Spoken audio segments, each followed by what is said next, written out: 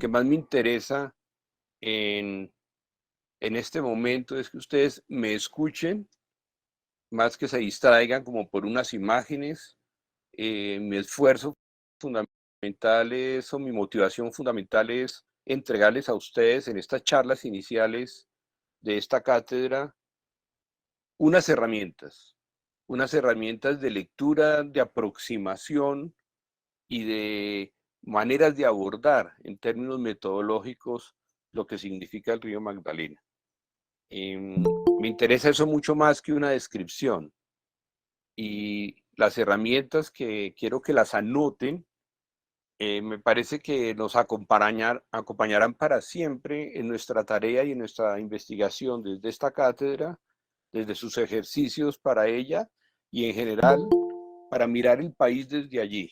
Por eso el título que le daba a esta charla es Pensar a Colombia como un río. Creo que eso es fundamental. Desde allí ya hay digamos, un primer aviso que les comparto a ustedes, es que pensar el río y particularmente el Magdalena significa, digamos, una visión mucho más amplia, más rica, más compleja, que nos permite es pensar y entender en buena parte de la construcción de la nación colombiana.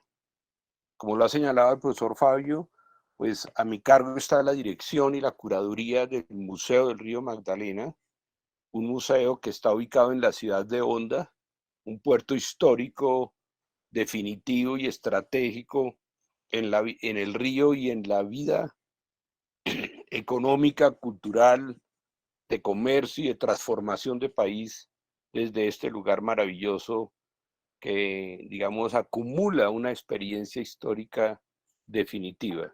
Los invito a que visiten el museo, a que nos acompañen en esa tarea que yo he llamado aquí en el título también de esta charla, un museo que es una pedagogía urgente y necesaria para los colombianos. Aprender sobre un río, que es lo que allí pretendemos desde este espacio museal. No es un ejercicio enciclopédico ni aumentar la cultura general de la gente, es una clarísima concepción de la urgencia y la necesidad que se tiene de pensar el Magdalena y de abordaje a él para comprender muchos aspectos de la vida de Colombia. Creo que es urgente, insisto en ello, necesario volcar su mirada sobre cuál ha sido su papel en la vida de Colombia y desde allí entonces cambiar nuestros hábitos como ciudadanos. En realidad la información es, digamos, un portal para una transformación de nuestro pensamiento, de nuestras maneras de, sí, de mover, de nuestros hábitos y de nuestro compromiso social y cultural y político con Colombia. Entonces, voy a dar en primer momento, y vamos a ver si nos da el tiempo, voy a dar 12 herramientas fundamentales que nos sirven para ubicarnos bien y pararnos en el río, ¿no es cierto? Entonces vamos a ver, pasemos la primera diapositiva. Quisiera pues presentarles el río en su digamos, fisonomía más general, más amplia. Ese río de Colombia, ese río que allí en esta imagen está en rojo, es un río que atraviesa toda Colombia y que hace parte y fundamental de esa gran mancha que se ve allí verde, construye a partir de él un sistema de relaciones muy ricas, que es la cuenca Cauca-Magdalena, ¿no? Ya hablaremos de eso, pero este es el río Magdalena en Colombia, y desde allí entonces vamos a hablar de él, ¿no? Ahí estoy yo viajando por el río para desde un primer momento decirles que lo fundamental es, y la invitación a que recorran el río, a que hagan un ejercicio de inmersión, de, lo que me da autoridad para hablar del río, aparte de, pues, de una juiciosa lectura de las fuentes, lo fundamental es un viaje por el río mismo, ¿no? Por un contagio directo con su gente, sus riberas, sus orillas, sus pueblos, su vida, y eso me parece fundamental, ¿no? Es una experiencia maravillosa que los transforma y me han transformado a mí y quiero que eso sea fundamental en la, digamos, en el destino de cada uno de ustedes, ¿no?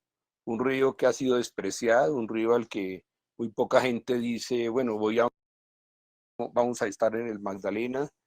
Creo que es una responsabilidad de todos recorrerlo y reconocerlo y establecer un diálogo franco y respetuoso con los habitantes de sus riberas. La primera herramienta que quiero plantearles, lo primero que debo advertir es que para abordar o pensar el río Magdalena hay que verlo en su inmensidad, ¿no? Estamos en un espacio temporal y de ocupación inmenso. Ese río Magdalena tiene, digamos, eh, una distancia, unas distancias, digamos, y una magnitud a la que tenemos que mirarla también con respeto y con cuidado y digamos, no caer en unas generalidades de que el río es esto, el río es aquello, porque de qué río es que estamos hablando en esa inmensidad espacial y geográfica, en esa enorme temporalidad, en la larga duración que hablaría Brodel de lo que es ese río, de qué tiempo estamos hablando cuando nos referimos al Magdalena, y también de esa inmensa experiencia de ocupación cultural, de habitar el río desde hace más de 15.000 años, donde desde hordas de pescadores, de cazadores y recolectores, de grupos prehispánicos de muy diverso índole, y después de una larguísima sí, ocupación de sus diferentes regiones, diversa, compleja, y sí, maravillosa en muchos aspectos, nos hace ubicarnos en el río desde una perspectiva muy cuidadosa, diría yo, y también sí respetuosa de esa inmensidad, ¿no? Y eso ya nos da como una primer orientación para aproximarnos al Magdalena. Creo que en lo que hablé del triángulo, de ese triángulo que siempre tenemos que tenerlo presente, ahí hay una dimensión histórica, una dimensión cultural y una dimensión geográfica. En eso es que vamos a aproximarnos al río, ¿no? El segundo herramienta es una dimensión histórica a la cual quiero que pongamos mucha atención y detengámonos en ella, que habrá muchos momentos históricos del río en toda esa larguísima ocupación, pero un hito es un parte de aguas definitivo en la configuración, en la formación cultural, en las dinámicas sociales y económicas del río, en su mundo cultural, en su configuración política, en su dinámica ambiental, que va a transformar brutalmente, es un hito que cambia para siempre las condiciones de relacionarnos con esa espacialidad fluvial, y es en abril de 1501. ¿Alguien me puede decir qué es esa fecha?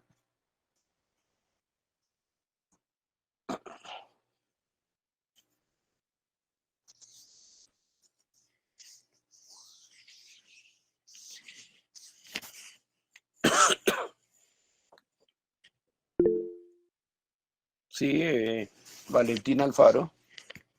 Hola, buenos días.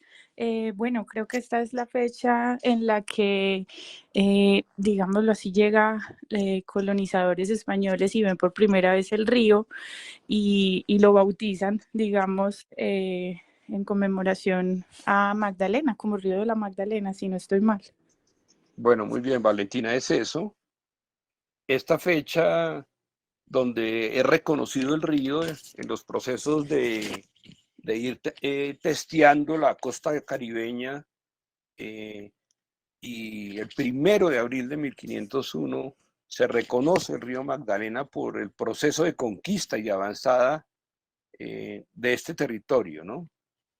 Esta fecha digo que es importante no por elogiar, ni mucho menos, digamos, este proceso, sino porque determina unos cambios fundamentales y los invito, no solo con este hito, sino muchísimos otros estarán allí, digamos, marcando unas dinámicas de transformación en las maneras como nos relacionamos con el Magdalena, pero la fecha de 1501 que le da el nombre al río, eso también me parece importante, es una denominación que marca para siempre, digamos, primero la huella de la expansión de un imperio y de un modelo civilizatorio hispano-católico que va a organizar, controlar y administrar el territorio durante 3 siglos y que va a mantener una influencia hasta el día de hoy de lo que allí son las vidas de sus gentes, ¿no? El hecho de nombrarlo también me parece interesante, su nombre ya es eh, una pista para decirnos que hay esa huella hispánica, esa huella cristiana de María Magdalena, la amiga de Jesús, la que va a estar muy cercana a él en muchos de sus momentos y también en la crucifixión y también en los relatos bíblicos de la resurrección, ¿no? Eh, María Magdalena es un símbolo muy interesante, que casi que crea una manera de abordar el río en su papel de mujer y su sentido siempre transformador, siempre cambiante.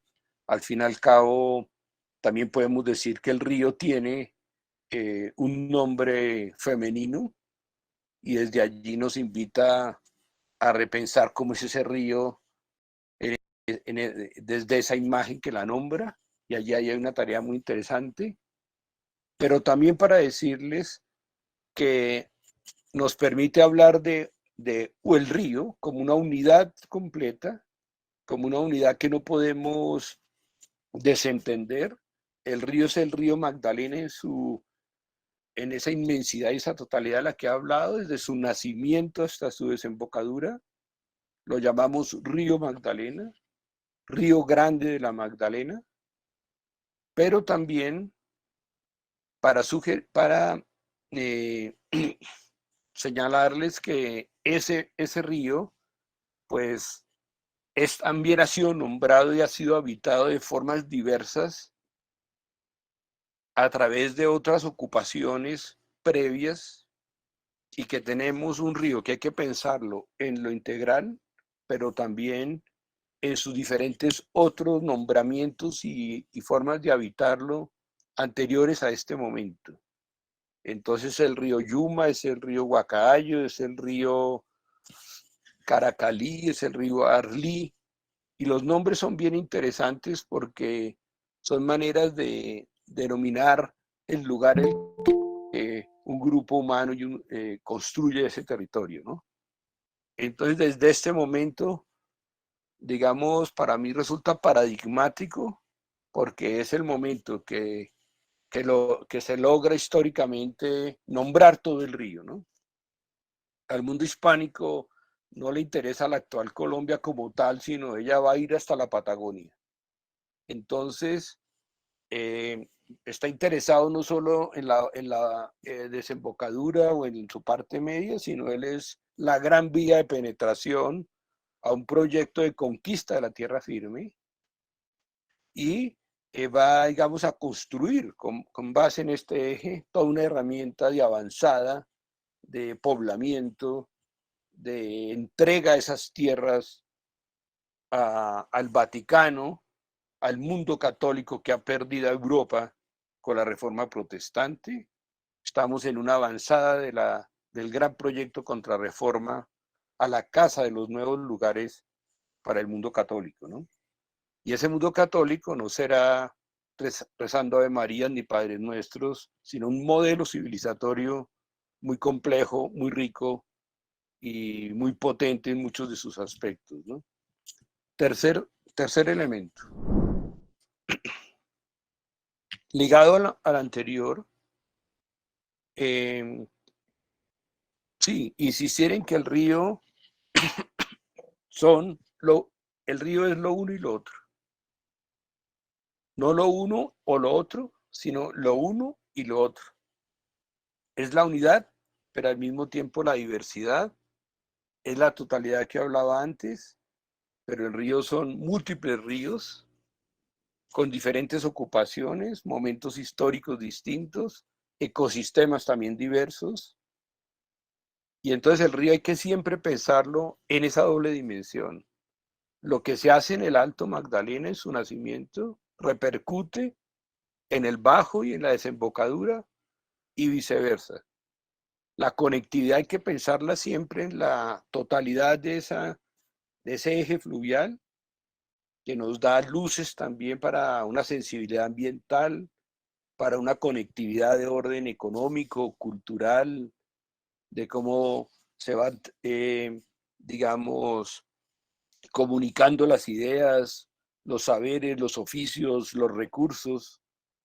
Nos da una continuidad en muchos de sus aspectos y entonces tener esa doble dimensión en nuestra aproximación, digamos, epistémica al río me parece que es fundamental, ¿no? Y digamos, nos ha servido mucho a los que lo tratamos de abordar, ¿no? La relación entre la parte y el todo, digamos, entre esa gran unidad y sus múltiples ríos que también son el Magdalena.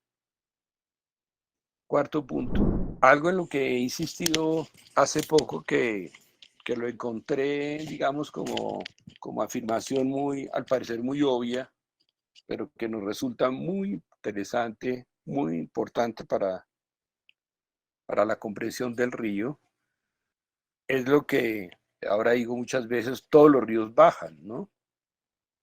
Y eso que pareciera obvio en razón de una ley, digamos, universal de la gravedad, nos define desde ya una aproximación al Magdalena y a todos los ríos en su condición de que si los ríos bajan siempre, los ríos tendrán un alto, tendrán un medio en su curso medio, y tendrán un bajo, donde ya el río desemboca o a un río mayor o al mar, ¿no? Eso que los arqueólogos han llamado para el mundo andino y que Humboldt hablaba de la geografía de las plantas, es definitivo en el Magdalena. Tenemos un río que lo podemos entender en términos ecosistémicos, de formas de vida, de vegetación, de los recursos, de los grupos humanos, de las características de los pueblos, de los saberes de la gente, de su música, en fin, de una organización compleja de vida en razón de esa dinámica de los ríos bajando y que construyen lo que ahora podemos llamar un Alto Magdalena, un Magdalena medio o su curso medio y un Bajo Magdalena. Es mucho más allá de una realidad geográfica, ¿no es cierto? De una caracterización, digamos, sí, de ese ir, digamos, bajando en alturas, sino que esa condición en un país tropical nos va a ofrecer muchísimos elementos definitivos en la comprensión de los contextos culturales y de los sectores mismos del río. He insistido mucho con los visitantes al museo, con los estudiantes, y en la misma comprensión cuando uno viaja y navega por el río, la altura donde está uno, en razón de que esa altura determina o define, digamos, muchos aspectos, y desde ya hay se abre un campo de comprensión del río bien importante. No es lo mismo estar a 3.000 metros de altura que estar a 229 metros que está Honda o a 29 metros que está Monpós. Eso va a determinar muchos aspectos que tenemos que estar muy bien ubicados en esta curva, digamos, de alturas que el río va construyendo. Esta figura me encanta.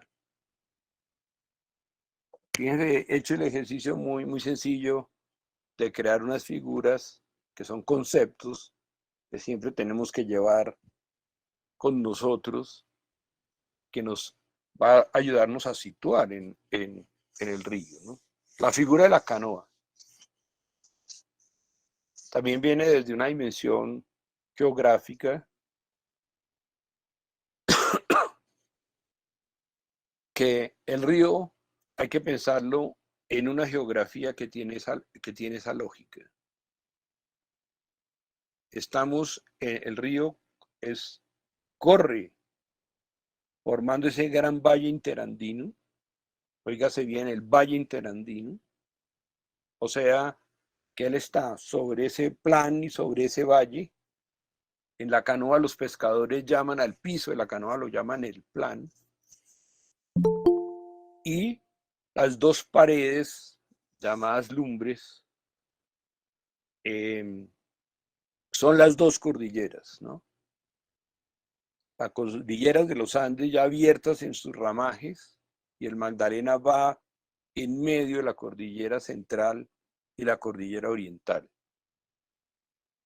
Esta condición, digamos, del río en su consolidando, digamos, o conformando una figura en forma, llamo yo, de canoa, es también definitiva en la comprensión del Magdalena. No podemos dejar de ver al río en su profunda relación de su valle, sus tierras bajas, que va cambiando, por supuesto, cada vez son más bajas, pero el río, ese río cálido del Magdalena en su mayoría, está ligado profundamente a su relación que tiene con el mundo andino, con las laderas, con las montañas. Estamos definitivamente marcados por una relación de lo alto con lo bajo, de lo alto con lo bajo en este plano transversal. No nos confundamos, ¿no? Yo ya he hablado que el río tiene una parte alta, baja y media y baja en su dinámica de fluir del nacimiento al sur de Colombia y va bajando al norte, ¿no? No, digamos, no, creo que sigue siendo necesario decir lo que es algo muy sencillo y también lo reiteramos bastante en el museo, es que el sur de Colombia es el alto y el norte de Colombia es el bajo. Que no nos confundamos con eso frente digamos, a una gramática dominante y una convención de que el norte es arriba. Entonces, en términos del río, en la gráfica que ya mostré antes, el río va bajando sur-norte. Entonces tenemos un sur y un centro de Colombia, la parte alta, y vamos bajando. Pero aquí me refiero a otra relación de lo alto y lo bajo, es entre las montañas de los Andes, que están en diferentes alturas hasta llegar también a los 3.000, a los grandes altiplanos como el altiplano cundiboyacense, en fin, o las grandes montañas volcánicas de la cordillera central, pero no podemos abandonar esta idea de que el Magdalena es solamente el canal, sino él es la construcción de esta dinámica de valle y montaña, de montaña y río en el que se organiza y en el que construimos nuestras formas de vida, nuestras dinámicas económicas, nuestras relaciones comerciales y culturales, desde épocas prehispánicas hasta el mundo actual. Estamos siempre bajando de la cordillera del río o estamos siempre subiendo y eso ha creado conectividades, formas de comunicación, comercio, insisto.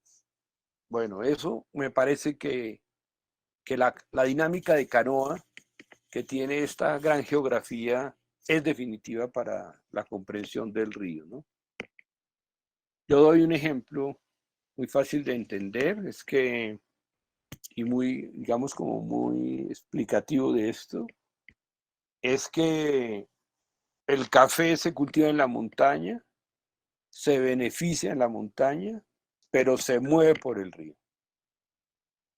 De modo que una cosa no es sin la otra, ¿no? No podríamos pensar a una Colombia que se afirma sobre unas vanas identidades y flojas identidades y mucho argumento, que se mira el ombligo y se afirma como tal, sino que tenemos que pensar, esta figura nos invita a cambiar, a desaprender la idea de las identidades como algo fijo, sino la identidad está construida con nuestras formas de vida colombianas en un sistema de relaciones entre lo alto y lo bajo, o sea, somos río y montaña al mismo tiempo. Este es el río. Ayer me divertí mucho haciéndolo. Los invito a que cojan una hoja y un lápiz y hagan este dibujo, ¿no? Este así, torpe lo dibujo yo, no importa, pero hay que tenerlo en la cabeza. Eso me ha ayudado muchísimo y a veces estamos muy despistados de nuestra geografía, muy desorientados, ahí puesto el norte, y ese eje que se mueve sur-norte en términos del caudal de agua, pues vámonos a escribir, ¿no? Hagamos ese juego, primero mirando el mapa, cualquiera que tengan en internet, pero qué importante es dibujar con nuestra propia mano el río, poderlo reconocer en su, digamos, fisonomía, ¿no? Ahora más tarde, cuando hagan las preguntas, me gustaría que alguien me mostrara su dibujito, ¿no? No le tengamos miedo a que nos quede mal o un poquito, sí, torpe el dibujo, ¿no? Pero es como, digamos, interiorizar esa dinámica de río que se mueve en ese eje sur-norte, que son 1540 kilómetros de esa inmensidad que hablaba al principio, ¿no? De ese río que tiene una configuración muy especial, que es un río muy joven, geológicamente hablando, de un río que nace en el sur de Colombia, en el páramo de las Papas. Entonces uno inicia ese dibujo allá en el sur, en una primera parte del río muy interesante, que el río todavía no ha encontrado su vocación principal, que es su dirección sur-norte. El río empieza como en una orientación hacia el oriente y poco a poco va empezando a tomar su rumbo hacia el norte. Ahí tenemos todo el Alto Magdalena, buena parte del medio. El río es un río lleno de meandros, o sea, de curvas, un río que forma muchos brazos, ¿no? Y que poco a poco pues va encontrando su destino en la desembocadura en el Caribe, ¿no? Ahí vemos entonces en este dibujo choneto una primera isla que me parece que siempre ha estado oculta. El río forma islas, grandes brazos en que él se abre y luego vuelve y se cierra y configura islas de muchísimos tamaños, unas que van a durar un poco tiempo y van luego a desaparecer, o unas gigantes como estas dos que tiene el río, la primera muy olvidada, que es la isla de Morales, en la que el río crea pues esa gran isla y una separación, digamos, de pueblos y nos, digamos, en nuestro relato de viaje que nos propone el río de manera natural, uno en este momento puede tomar la decisión si se va uno por Morales en el brazo izquierdo o se va uno por Gamarra. Eso determina pueblos, gente, comunicaciones, comercio, etcétera, formas de navegar, por dónde escoger. Y más tarde, ya empezando su parte baja, y el río se inclina hacia el occidente, casi que se pone de manera horizontal, y desde allí crea un nuevo brazo a partir de ese gran puerto que es el Banco en el departamento del Magdalena, y crea esta figura que también quiero detallarla, que es esa otra bolita, esa gran isla que es la isla de la Margarita, también conocida como la isla de Montpós.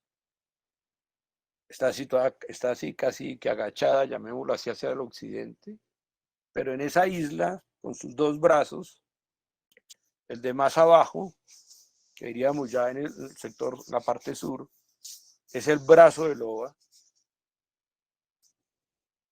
al cual desde el siglo XIX es el brazo más importante del río, en términos de caudal, en términos de dinámica comercial, y a ese brazo también de una riqueza de ecosistema fluvial, de, de tierras inundadas, de, de zonas cenagosas, de desborde y derrame de aguas. Es un río muy distinto al que tenemos en el sur de montaña o en las grandes praderas del Magdalena Medio.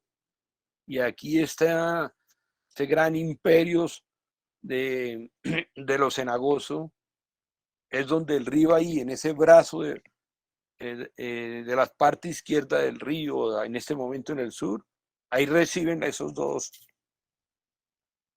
ríos que estoy mostrando, que es el río Cauca y un poquito más al norte el río San Jorge. El río sigue entonces avanzando al norte para mostrar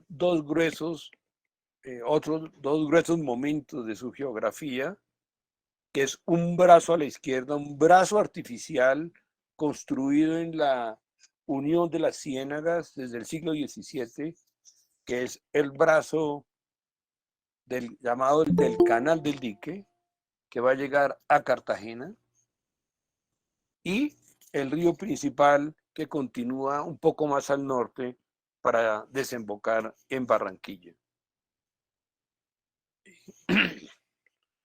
Hacer ese río, dibujarlo, e ir, digamos, identificando algunos puntos claves, algunas estaciones definitivas, es una experiencia que hay que hacer, es donde podemos definir trayectos, tramos, aproximaciones de investigación al río. Bueno, miremos esta parte, este sector, cada una muy rica, de modo que en esa inmensidad de los más de 1500 kilómetros, el río, eh, pues es una gran oportunidad tener introyectado, digamos, su figura, ¿no? Después me gustaría ver que la gente hiciera su propio mapa, y entonces uno va ubicando los lugares que uno quisiera y la va teniendo muy presente. Fíjense que va uno como con unos 10 mandamientos o unos 12, a los cuales uno no puede dejar de mantenerlos en esa juiciosa lectura de comprensión del río, ¿no? El séptimo es que no podríamos nunca pensar que ese eje que no hemos visto en esa escala muy pequeña, digamos, o mentiras, muy ampliada, que solo vemos el eje, pues en realidad el río es este. El río tiene la forma de un árbol, que es que estamos hablando de un río como cuenca, un río que recibe ese eje principal más de 500 tributarios, y que entonces su mirada no es de línea, sino de árbol, ¿no? Es el encuentro de todos esos ríos que precisamente bajan bajo el modelo de la canoa, están bajando por las pendientes a llegarle al río desde las dos vertientes, y eso nos amplía de manera enorme y muy rica unas dinámicas de conectividad no solo de agua, sino de pueblos, de las comunicaciones, de problemas ambientales, de afectaciones al río de una u otra manera, de construcción de territorios. El río Magdalena es él y sus tributarios. Recordar que el Cauca es un tributario del Magdalena, el San Jorge que veíamos también ahí, el río Sogamoso que viene trayendo el río Chicamocha, el Saldaña. ¿Dónde nos vamos a ubicar en el río en razón de sus intersecciones con los otros tributarios que traen la vida para el río, traen toda su memoria histórica, sus comunicaciones, sus detritos, en fin? Creo que pensar al Magdalena desde la idea de árbol, o sea, de cuenca hidrográfica, me parece que es fundamental. Octava herramienta es el río de Ciénaga, ¿no? Yo he hecho esos dibujos con mi mano ahí o en el computador para dibujar el concepto. Es un ejercicio bonito, porque así es que uno lo va entendiendo. Entonces aquí hay dibujitos que son conceptos, ¿no? Y entonces estamos en este que también es de gran importancia. El río ya no solo va a ser cuenca, sino que también mantiene una estrecha relación frágil, pero poderosísima en la definitiva sanidad y condición de este río es un río de ciénagas. Ciénaga viene de cieno, o sea, de lodo. El río es turbio, es café, no porque sea cochino. El río lleva muchas arenas flotantes.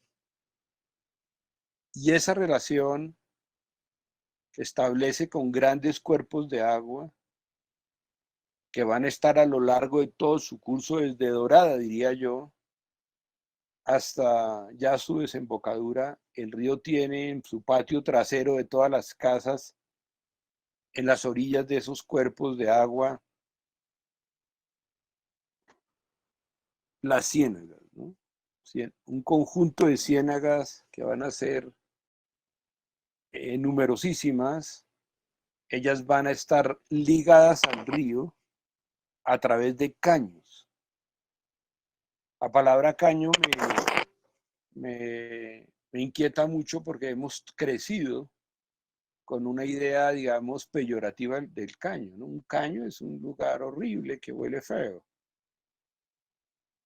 Y entonces allí hay que cambiar también esa idea, digamos, muy peligrosa, y porque el sistema y la dinámica del Magdalena es río, caño, ciénaga.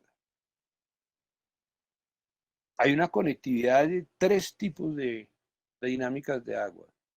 El río, el caño, que podríamos decir es un río pequeño, pero que tiene el papel de conectar el río con los inmensos lagos, cuerpos de agua maravillosos que organizan un paisaje distinto y que sobre todo van a ser las grandes fábricas de la vida de los peces que crecerán en su lodo y en sus grandes extensiones de aguas calmas, y que bajo un modelo de una vida de trópico, de tiempos de lluvia y tiempos de sequía, pues los peces irán a salir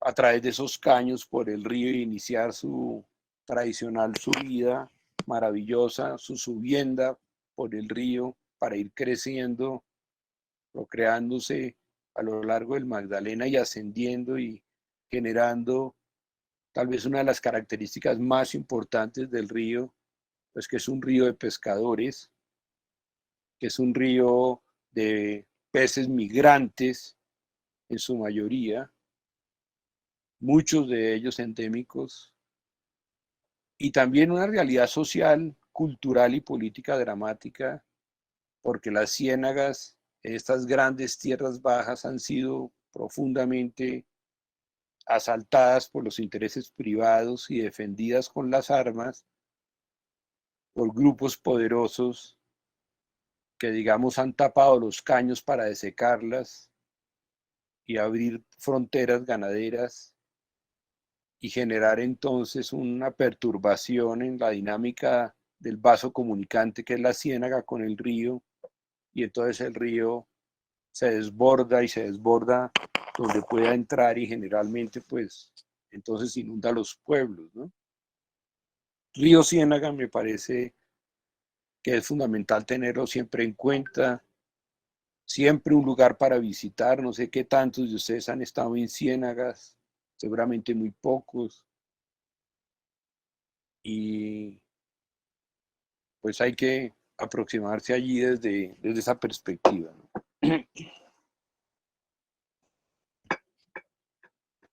Noveno herramienta, el Magdalena es un río de pueblos. Esa geografía que hemos descrito en varios de los anteriores puntos, pues no la podemos abandonar también, que es un río habitado, como ya lo hemos dicho al principio, es un río de la cultura, del cultivo, como esa es la raíz también del nombre de cultura. Es un río ocupado hace miles de años, y en esa larguísima ocupación, pues el río ha sido un punto de, digamos, de atención, de privilegio, como la mayoría de las civilizaciones. Y hay que pensarlo desde allí, ¿no? Es un río de la gente, ¿no? Mal podríamos pensar que el río es un caudal de agua solamente, o que habla desde una naturaleza o un accidente geográfico y de una tensión, ¿no? Es el río que es de nosotros, es el río de la gente. Ese río existe porque estamos nosotros también ahí, que lo nombramos, que lo ocupamos, que lo transformamos, que hacemos uso de sus recursos también, del recurso agua fundamental en todo proceso civilizatorio. El agua es la vida para los cultivos, para, para saciar la sed, digamos, ¿no?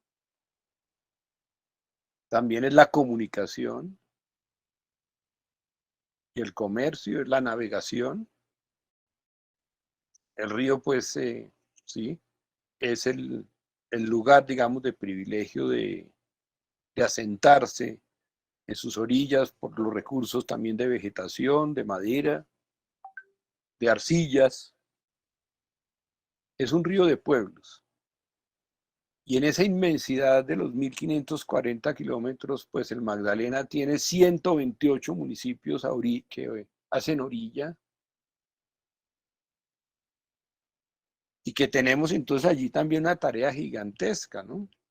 De conocerlos, de identificar cuáles son sus modalidades, sus formas de vida. Los pueblos son formas de vida, organizaciones sociales, formas de escoger una manera distinta de sobrevivir, ¿no? De adaptarse. Esa es la cultura, ¿no? Y entonces aquí tenemos una enciclopedia gigante de maneras de vivir bajo la gramática ribereña, ¿no? Bajo la atracción que significa el agua y sus posibilidades de comunicación y lo que hemos dicho, de satisfacción de las necesidades básicas, también del juego, también del encuentro. Pues el río tiene dos orillas, parece obvio, pero también me gusta decirlo, de modo que en sus dos orillas hay comunicación, conexión, paso al otro lado, que es también un desafío. Y el río Magdalena va a tener no solo esos 128 municipios a orilla, sino muchos más, otras pequeñas poblaciones, corregimientos, centros poblados, que construyen una vida y una dinámica muy interesante, fachadas que miran al Magdalena, han creado una arquitectura, una gramática urbana, una conexión con los otros pueblos que están aguas abajo o aguas arriba del río. En fin, yo creo que desde muchísimas disciplinas, aproximarse al Magdalena desde sus pueblos es muy interesante. Hay una información abundante y maravillosa de la cultura que los conecta a todos con el río, pero que, insisto, cada uno de ellos a su manera interpretan y construyen unos modos de vivir distintos ligados al Magdalena. Ahí están sus iglesias, ¿no? Pueblos que son puerto, está su arquitectura, sus puentes, su vocación de ser estos pueblos de orilla, el portal de ascenso a los Andes y a todo ese mundo de montaña del cual ellos son pues la entrada o la salida en las comunicaciones. Cumplen un papel fundamental en ese sentido. No podríamos dejar de decir que el río es navegación. Tal vez su característica fundamental que transforma cualitativamente una diferencia con muchos otros ríos es que es un río que tiene un potencial y una capacidad de navegabilidad en prácticamente todo su recorrido. Podríamos decir unos 1000 kilómetros de recorrido, desde aguas arriba de Neiva hasta la desembocadura y también hacia Cartagena por el canal. El río es navegable, sigue siendo navegable. Creo que hay que decirlo, es digamos una falsa idea que se ha ido generando de que el río ya, ¿cuándo va a ser navegable? Le preguntan a uno todo el tiempo, ¿cuándo volverá a hacerlo? No, el río es y sigue siendo un río de la navegación. Ya no tenemos los grandes vapores que tuvieron una época y una tecnología ligados a un periodo específico de mediados del siglo XIX a mediados del XX, pero el río siempre ha sido un río posible de navegar en esa coordenada relativamente plana y baja en el que el río ya, ya, ya en onda el río está a 229 metros sobre el nivel del mar. Es un río larguísimo, plano, en su gran tramo que permite la navegación y un gran caudal de agua, que por supuesto va a tener dificultades, pero que la condición de navegabilidad del Magdalena lo vuelve el río protagonista de Colombia. Su condición de recorrer todo el país sur-norte y atravesarlo sur-norte y desembocar en el Caribe, ¿no?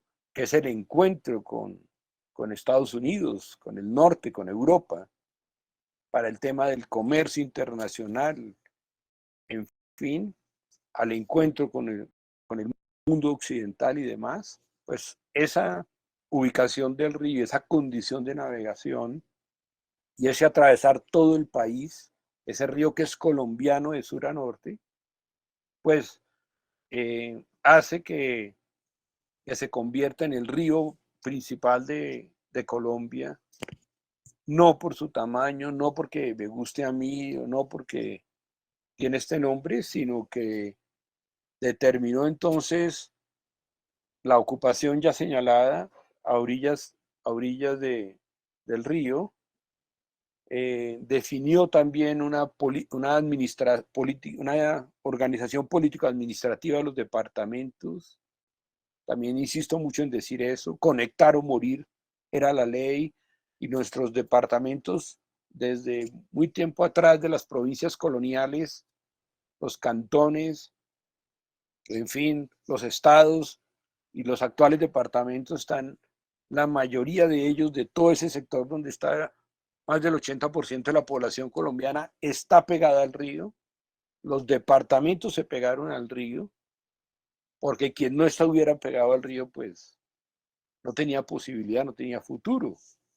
Entonces el río de la navegación es el río que ha sido siempre el futuro de Colombia, su modernización, su posibilidad de darle una economía sólida de agroexportación, y de comunicación, ¿no?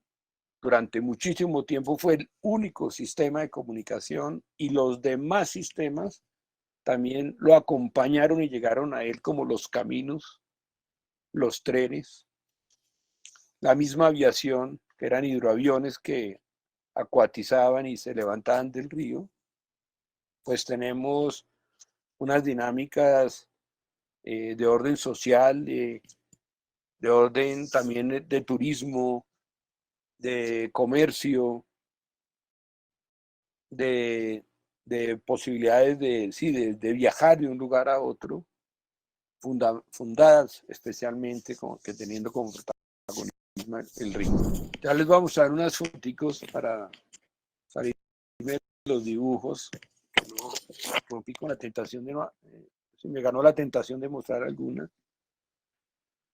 Para así señalar también otro aspecto que considero, digamos, pues maravilloso, digamos, y de gran valor en ese patrimonio en movimiento que es el río, es que es un río de los saberes y los oficios, o sea, es un río de producción de conocimiento, en esas estrategias que hablaba de manejo de recursos y de sobrevivencia. Y entonces tenemos una abundancia enorme, repito, de saberes, de oficios, de formas de establecer dinámicas sociales, encuentros, formar colectividades, manejo de los recursos. Y tenemos me gusta mucho esta fotografía de uno de los tantos oficios que tiene el río, que es el de los areneros. Aquí estamos frente a Monpós y el río tiene a lo largo de todo su curso un oficio de recoger, de sacar, con un oficio de una dificultad profunda, de sacar esa arena que pesa una barbaridad. Hay esas canoas areneras y en todo el río estará este oficio como ejemplo de muchos otros. Siguiente.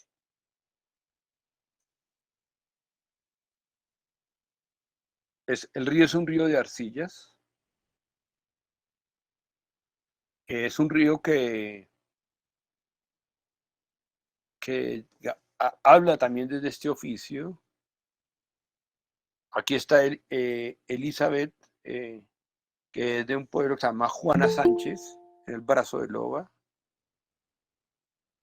Ella y muchas de sus mujeres de Juana Sánchez construyen tinajas. Qué emocionante es estar en Juana Sánchez con estas mujeres, con Elizabeth, que la amo.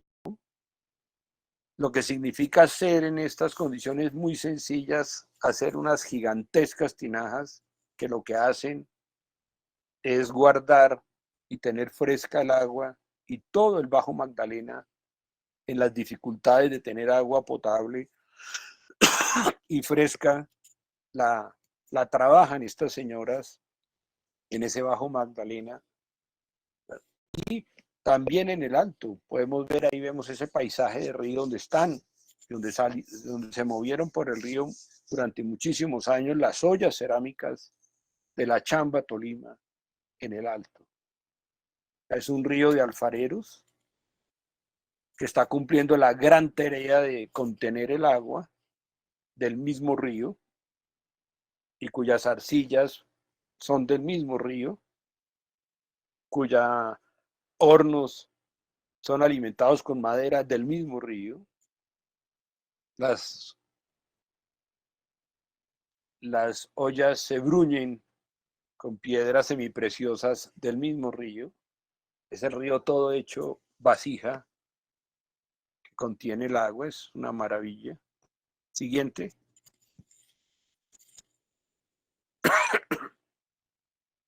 Ahí está, digamos, una fotografía histórica de esa abundante producción de ollas que se movieron por el río para contener el agua. Siguiente.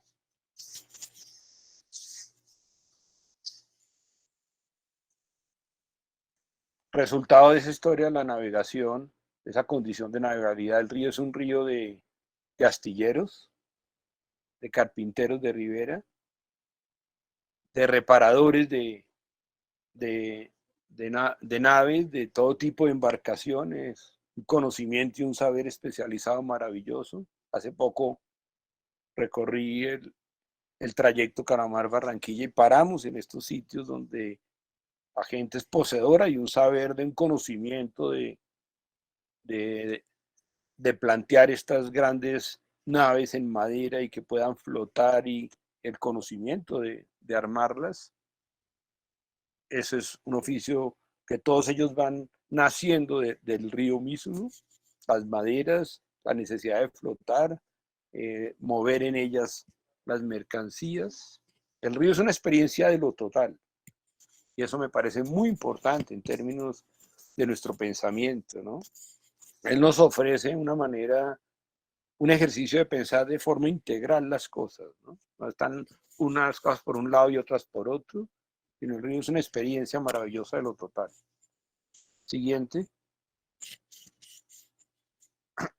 Por supuesto, la pesca, que es la que digamos más cercano la tenemos de muchísimas maneras, conociendo el comportamiento del pescado, unos pescadores que son artesanos de sus propias herramientas. En Home Center no le venden a uno una atarraya.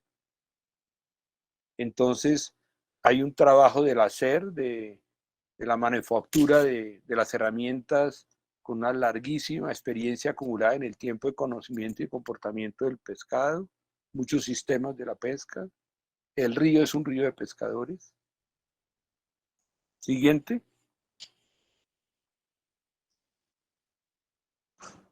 Ahí está también una, una producción que está ligada, por supuesto, al comercio y también a una gastronomía, a un mundo culinario riquísimo, marcado como elemento protagónico el pescado. Siguiente. Creo que este es tengo una ñapa, pero la última herramienta que quisiera, digamos, como abordaje muy rico de, del río es su condición de ser un universo celebratorio, ¿no? La cultura está allí para la sobrevivencia, llamémosle, una mirada, digamos, funcional, si se quiere, pero también de creación, ¿no? De invención de una cultura material que ya veremos con la invitada que tengo ahora. Y el río es también una experiencia cultural de la creación de lo simbólico, en su tradición oral, en sus mitos, y sobre todo, diría yo, en lo celebratorio de muchos aspectos, ¿no?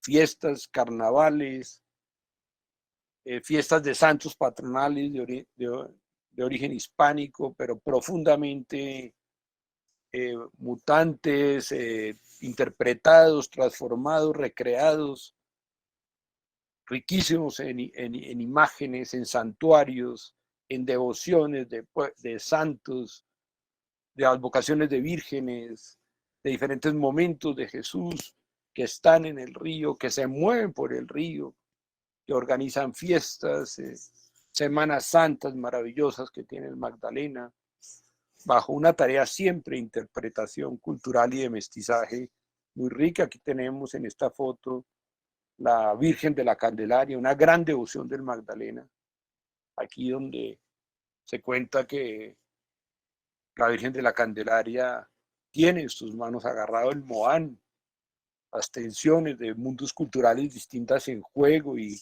complementarias. Ese mundo celebratorio que es el mundo de lo festivo, de lo colectivo, de lo comunitario, de lo simbólico, pues ahí tenemos un universo gigantesco para los muchachos, para los estudiantes, cómo mirarlas, independientes si nos gusta o no, si creemos en eso o no, sino ver esa riquísima producción de cultura que el río ofrece en todas sus manifestaciones. Y tenemos una última. Bueno, esta es una imagen de tantas maravillosas. Yo creo que a una persona que haya estudiado el Magdalena y que viva en Colombia y que no haya asistido a la Semana Santa de Monpós, está perdido, ¿no? Yo creo que no se puede uno morir sin asistir, yo creo, que a la celebración colectiva más compleja, más potente, más alegre, más rica simbólicamente en todas sus formas que la Semana Santa de Monpós, ¿no? Estaríamos por fuera de todo criterio de que eso es de la iglesia, que eso es alienación y que eso no es auténtico. Bueno, yo no sé, esa cantidad de juicios, preconceptos que no nos permite apelar a la experiencia colectiva riquísima de interpretación de, en este caso, de la pasión, muerte y resurrección de Jesucristo, implantada allí pues por esa influencia hispánica, pero que allí es un universo. Bueno, esos son como 2 semestres de antropología asistir a una Semana Santa en Monpós, ¿no? Para tenerles como ñapo y no por eso menos importante, que el río es también una experiencia de asociación, de comunidad, construcciones colectivas, eh, resilientes, que pasan la página superando el conflicto. Eh, es, un, es un universo de lo colectivo. Que creo que es muy importante mirarlo allí. El río no son personas sueltas, sino formas de asociación. Aquí les traigo una fotografía de un relativamente fenómeno de las asociaciones de los pescadores que buscan ganar sus derechos, defender sus posibilidades de vida, sus dificultades frente a temáticas de la pesca, y sobre ella muchísimas asociaciones, colectividades de mujeres, sobre todo poderosas, valientes, ingeniosas frente a ese río. Entre los pescadores se plantea eso. Bueno, pero ¿quiénes van a heredar ese río si ya los jóvenes no quieren, están pegados al celular, etcétera? Prácticamente tenemos un legado generacional no vertical, sino horizontal, la que está asumiendo, digamos, esas grandes tareas del río, son las mujeres del río, ¿no? Con una capacidad muy rápida de recuperación, de defensa de la vida, por supuesto que lo lleva en sus entrañas, y de organizaciones y de formas de creatividad. En fin, creo que en otro, por ahí artículo, tengo como uno de los elementos fundamentales de aproximación al río, a ese río mujer, ¿no? Que nos da otra perspectiva muy interesante de un río en muchas de sus prácticas y formas de vida y formas de trabajo que son masculinas. Siguiente, a ver, creo que ya no tengo tiempo tampoco. Bueno, esta es su gente, los pescadores, los que transportaron en el río, archivo histórico de ese rostro que le ha apostado al río, ¿no? De ese rostro mestizo, negro, indígena, al cual hay que mirar en el Magdalena, ¿no? Siguiente. Y de hechos políticos ligados a esas asociaciones, a una lucha de disenso, de lucha por reconocimiento, ¿no? El río es eso también, ¿no? O sea, no es una postal turística, ni mucho menos, sino una experiencia potente de vida, de lo social, de lo cultural, de lo político. Gaitán estuvo muy ligado a las dinámicas del río, lo vamos a ver en la mayoría de los pueblos. Recorrió el Magdalena. Siguiente. Ya creo que de experiencias tan dramáticas como la emergencia y la enquistamiento del fenómeno paramilitar en el río, de, del control del territorio, ¿no? Del remedio supuestamente a la enfermedad de la presencia de la guerrilla, sin duda también en el río. El río es el lugar predilecto y necesario del control de los diferentes intereses económicos y políticos y del narcotráfico. Y entonces el río es también esa tensión y esa huella dramática de la guerra, de la muerte y sobre todo el enquistamiento brutal del mundo paramilitar, asentado en muchas partes, en muchos sectores del Magdalena y particularmente en Puerto Boyacá. me conmueve profundamente esta valla donde, digamos, en una obligación al juicio a los paramilitares, digamos, ellos con sus apodos piden perdón a Colombia y a las víctimas del conflicto armado en Colombia frente a este tema. En fin, siguiente.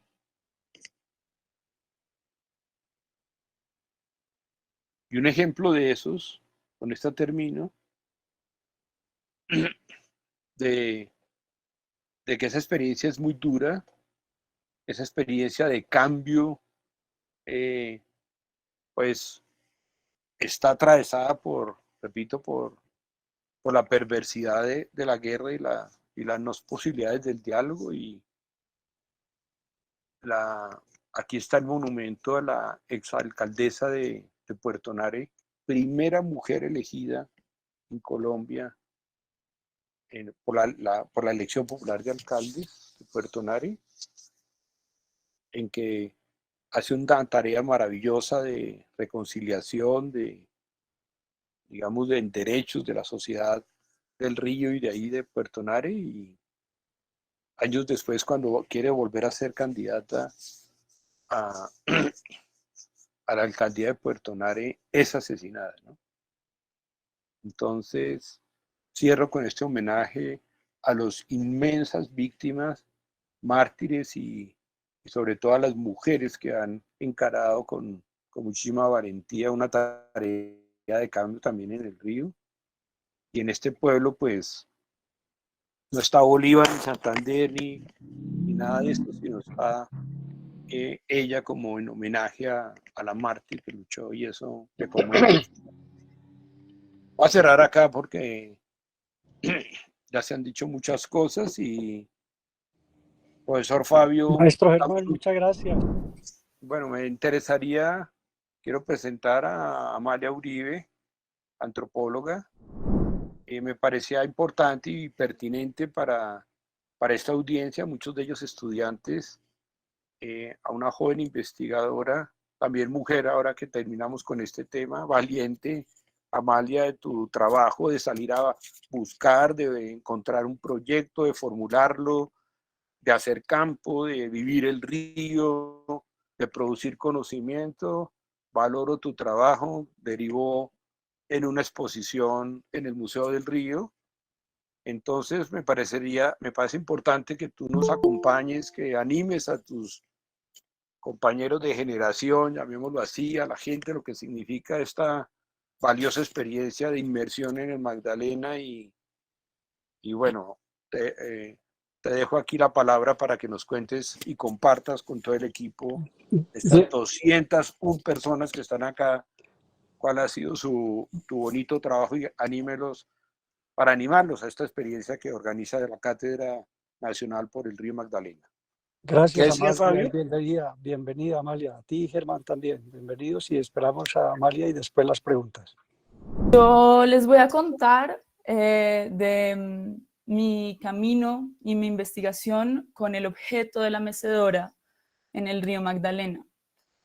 Yo, sí, me llamo Amalia, yo me gradué hace menos de un año de antropología, entonces creo que es interesante también como poder dialogar con alguien que hasta hace poco también era estudiante. Y les quiero contar cómo los caminos que me llevaron a la mecedora como objeto de investigación, y al río Magdalena y al Museo del Río, ¿no?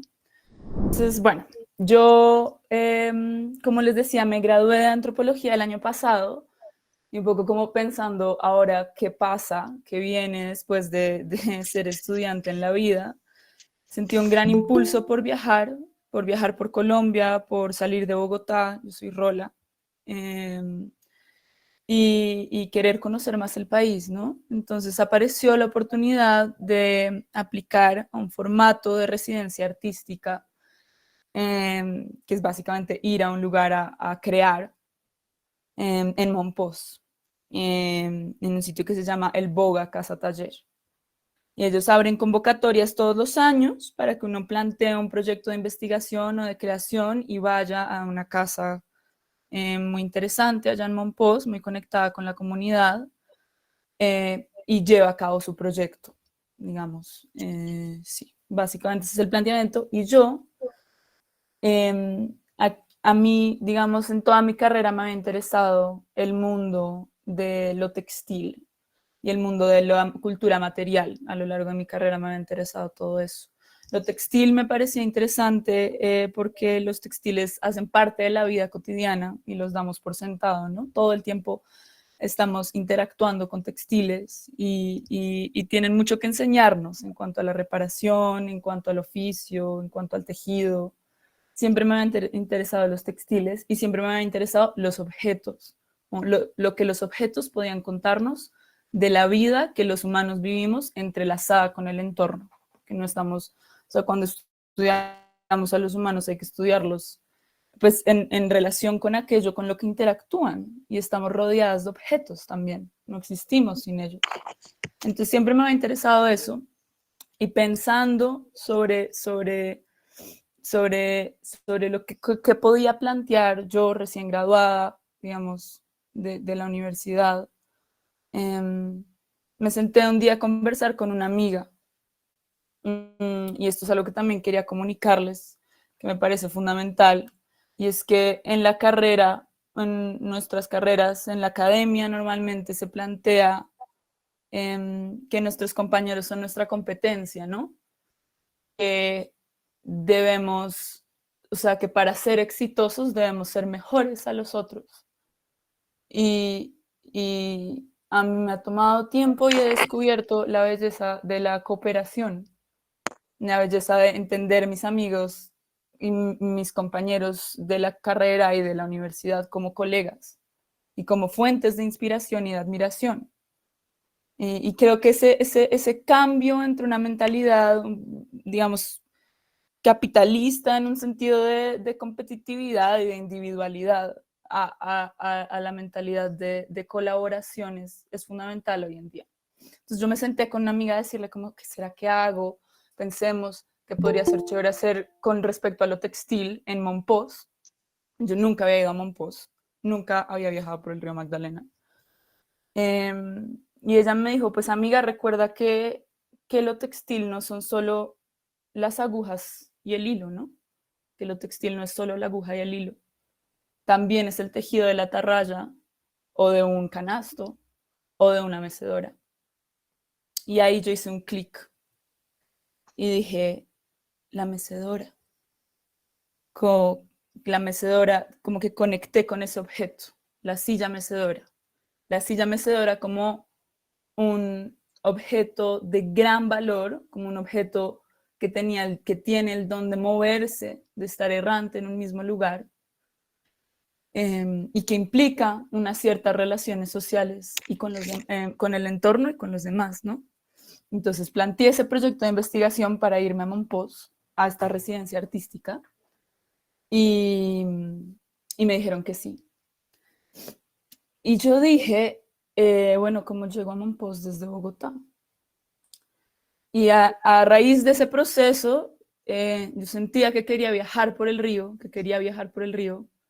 y alguien me dijo, habla con Germán Ferro.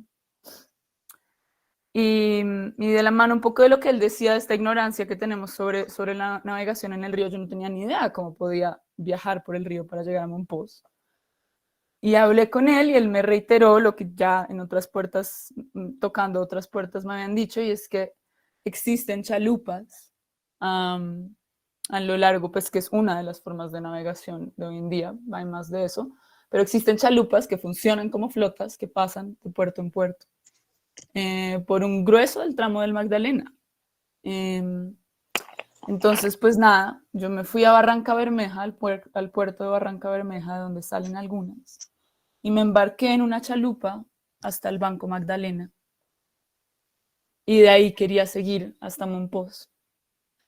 Y digamos que esta es una foto de la chalupa en la que me embarqué, que si notan, desde el comienzo del viaje, tuve una mecedora en la cabeza.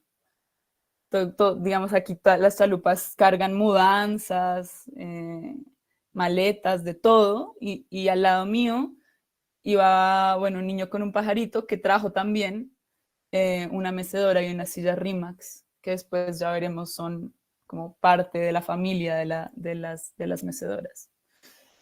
Y ese viaje por el río para mí fue muy interesante como joven, mujer recién graduada, yo creo, porque tenía este como espíritu de aventurera, de esto, de querer conocer el río, de hacer más trabajo de campo, porque en mi carrera no había podido hacer tanto. Digamos, la universidad no me había apoyado, no había apoyado el trabajo de campo, siempre había sido por mi cuenta y, y entonces era muy emocionante. Y me encontré con un río duro también. Mi viaje fue truncado, se nos varó la chalupa en la mitad del Magdalena Medio. Nos encontramos con una babilla en el camino. El conductor nos dejó botados, tuvimos que coger otra. Y viajé sola. Y fue también como un choque con el ser mujer, ¿no? Como investigadora y hacer campo como mujer. Viajar como mujer sola en este país y como mujer joven sola es distinto a viajar como hombre o como hombre mayor o como mujer mayor.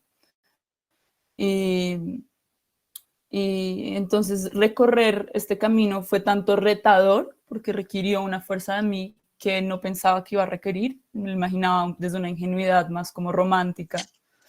Me lo imaginaba más como un viaje romántico por el Magdalena y fue un viaje más duro. Y también fue bello porque me permitió empezar a comenzar a dialogar con otras personas que ya habían recorrido ese río, ¿no? Entonces saqué para ese recorrido el libro de Candelario Beso y José María Samper, Río Arriba, Río Abajo, ahorita se los muestro. Y comencé a leerlos. Y fue lindo porque en esos días lo hice en 2 tramos, me quedé en Barranca Bermeja y en el banco una noche, entonces lo hice 2 tramos y fue muy interesante porque fue dialogar con este río que ya ha sido recorrido por tantas personas y verlo ahora conmigo, con mi cuerpo y con las otras personas que lo navegan cotidianamente, porque yo en realidad era la única turista en la chalupa, de resto eran habitantes ribereños que estaban viajando de puerto en puerto. Entonces era, digamos, una gran oportunidad para conversar tanto con los navegantes antiguos, grandes, históricos, que podía leer, como con los navegantes que estaban allí. Y bueno, entonces llego a Mompox y en Mompox me acerco al objeto de la mecedora. Y en esta pregunta como de cómo abordar un objeto, cómo puedo conversar con un objeto inerte, si no puedo tener una conversación con él, ¿por dónde empiezo? Empiezo por las personas que tienen mecedoras, por las personas que hacen mecedoras, por los distintos estilos de las mecedoras, me acerco más al oficio, me acerco más a las vidas, me acerco más como por dónde lo cojo, porque todo digamos, el gran contenido que tenía este objeto era pues desbordante para mí en la medida en que empiezo a caminarlo aún más. Y yo tuve una profesora que siempre me dio un gran consejo, fue como cuando no sabes por dónde empezar, sal a caminar. Y ese consejo yo lo sigo y digamos, lo comparto y creo en él hasta el día de hoy.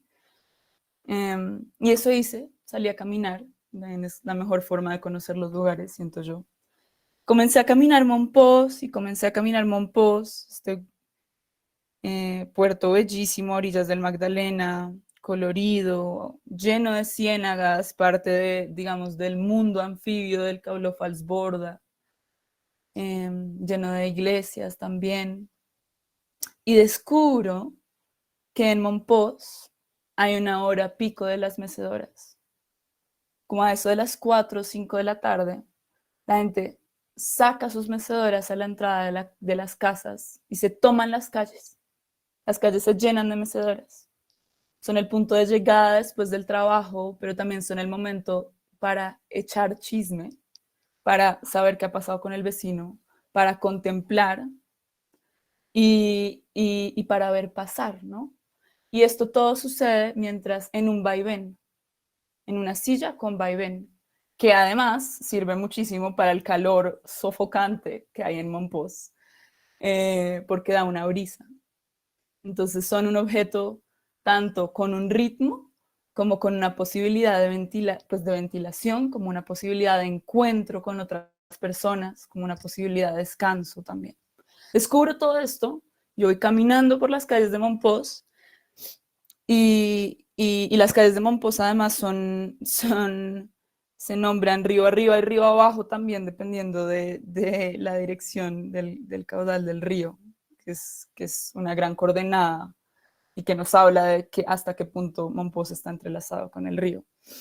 Y yo, aguas abajo, me encuentro con la calle de los carpinteros también, que es, yo podría decir, tal vez, la fuente principal de trabajo de los hombres en Mompox. Y entonces decido, digamos, empezar por ahí el trabajo de campo que hice en Mompox durante 2 meses casi. Fue en su mayoría centrado en el oficio de la hechura de las mecedoras. Trabajé con carpinteros y con tejedoras de mecedoras. Y fue todo un reto, digamos, meterme a las carpinterías, también un espacio tremendamente masculino, volverme amiga de los carpinteros, ir a los barrios más alejados del centro histórico, que allí es donde estaban las tejedoras, principalmente madres cabeza de familia, de las mecedoras, y empezar a entender cómo el objeto se ha ido transformando a lo largo del tiempo, y es hecho a mano, es literalmente hecho a mano, y se ensambla de partes y cada parte del ensamblaje tiene historia, ¿no?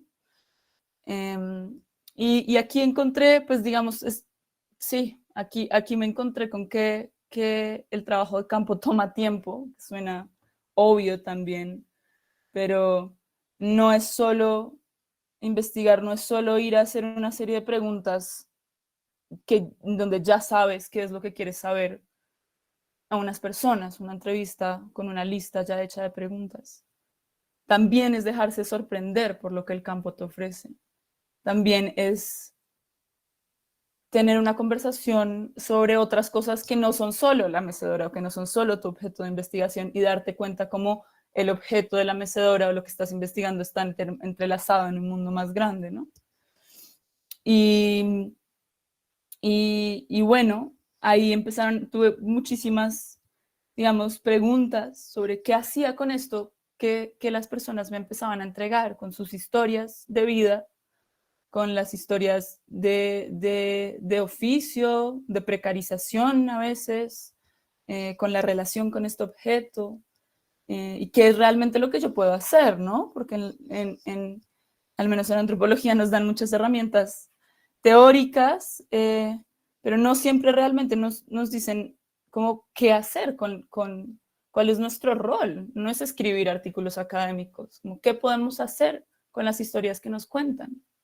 Entonces ahí, digamos, volvió a aparecer la posibilidad de dialogar no solo con la gente que tenía alrededor, que fue una gran oportunidad de estar en esta casa, en el Boga, en esta casa de residencias artísticas, porque estuve rodeada de escritores, ilustradores, ceramistas, otra gente que estaba igual que yo, encontrándose con Mompox, sorprendiéndose con Mompox y haciéndose preguntas similares a mí. No solo tuve la oportunidad de dialogar con estas personas, sino también regresar a la gente que me había inspirado y me había conmovido en el sentido de moverme a lo largo de mi carrera. Entre ellas estaba Alfredo Molano, que luego vuelve a aparecer más adelante en mi camino de investigación de una forma inesperada. Y les quería leer una cosa breve que él dice sobre la escritura cuando le entregaron el honoris causa en la Universidad Nacional. Y dice: oír las voces de las gentes no fue suficiente. Había que escribirlas en el mismo tono y el mismo lenguaje en que habían sido escuchadas para no usurparlas. No fue fácil desembarazarme del idioma conceptual que me impedía ver y hablar, pero un afortunado día, escribir se me volvió obligatorio, incluso apasionante, pero todavía faltaba saber si sería útil. Poco a poco, esta condición abrió camino al constatar que la gente llana entendía lo que yo escribía con su voz. Él escribe en primera persona, en voz de los demás, que es muy interesante. El conocimiento es una especie de hijo pródigo que solo encuentra suspiro cuando regresa a su fuente. Escuchar, perdónenme el tono, es ante todo una actitud humilde que permite poner al otro por delante de mí, o mejor, reconocer que estoy al frente del otro. Escuchar es limpiar lo que me distancia del vecino o del afuerano, que es lo mismo que me distancia de mí. El camino, pues, da la vuelta.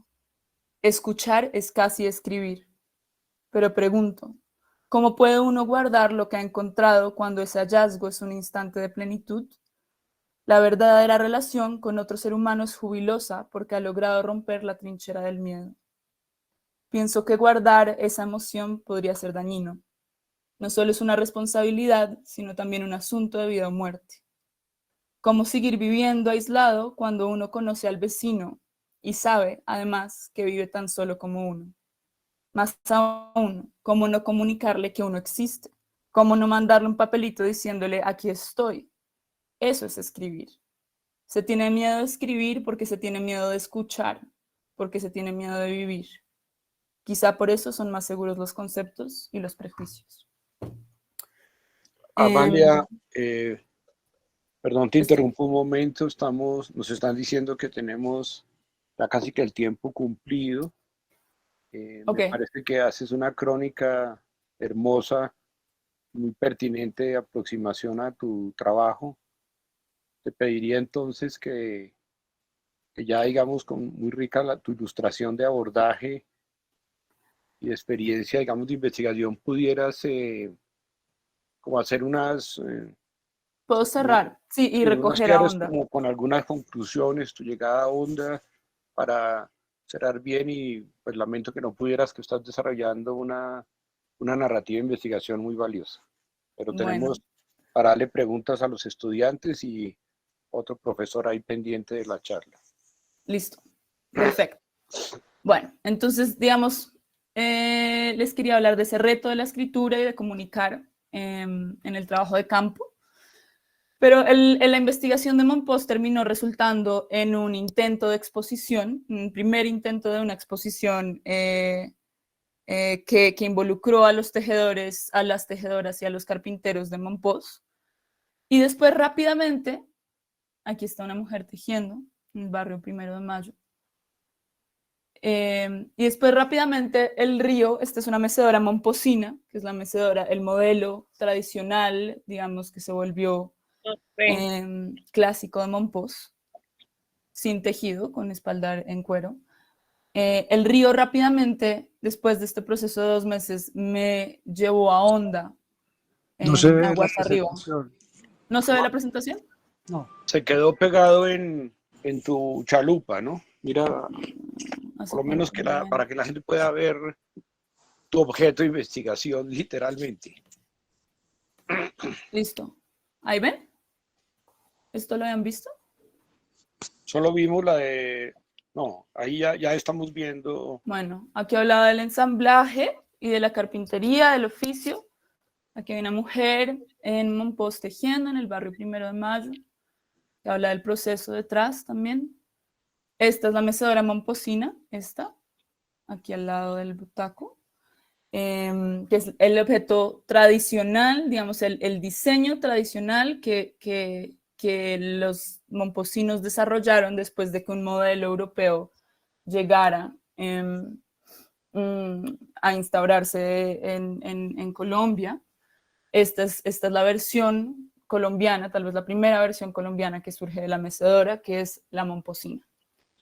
Y luego rápidamente el río me llevó a Honda, yo seguí conversando con Germán en todo este camino, el río me llevó a Honda, me encontré con el Museo del Río, comencé a dialogar con ellos y me encontré con una mecedora distinta que había mutado a lo largo del cauce.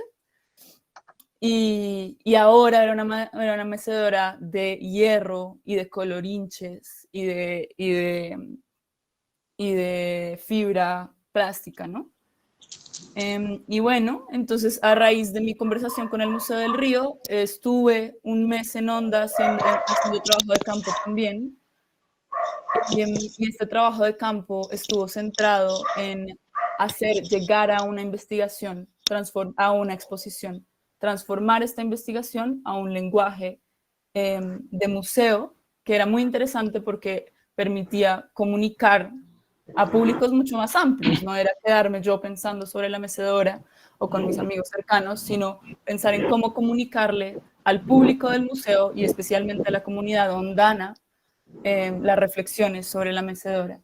Y ahí encontré varios ejes de investigación, varios ejes de narración que hablaban de la herencia europea de la mecedora, que es esta mecedora vienesa, toné, que tiene un origen en el diseño de muebles. Luego se transforma, se interpreta en Mompox a orillas del Magdalena, con el modelo momposino que les mostré. Luego viaja a lo largo del río, y en la medida en la que viaja se transforma su cuerpo, como les decía, y se convierte en esta mecedora de cable que nos permite encontrarnos. Acá les muestro, la mecedora nos permite encontrarnos con otras personas y con nosotros mismos. Amalia, También se daña y se repara. cerrando, por favor. Que también se daña y se repara, y que también tiene un vaivén. Entonces, eso es básicamente lo que quería compartirles de la investigación. Muchas gracias, una maravilla, muchas gracias.